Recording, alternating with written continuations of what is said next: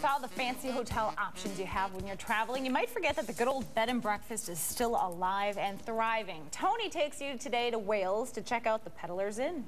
We get invited to check out all kinds of businesses all over our area, but none of them have kind of given us a welcoming committee like the Kettle Moraine High School drumline. Hit it.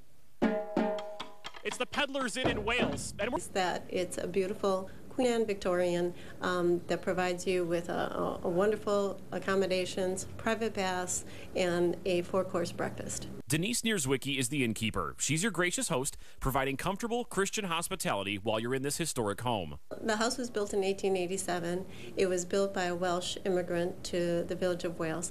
And when we took it over in the year 2000, it took us 3.5 years to... The inn's 4 bed chambers, each with its own unique character. Our best room is probably our bedchamber 4, which is on the 3rd floor, and it's very secluded.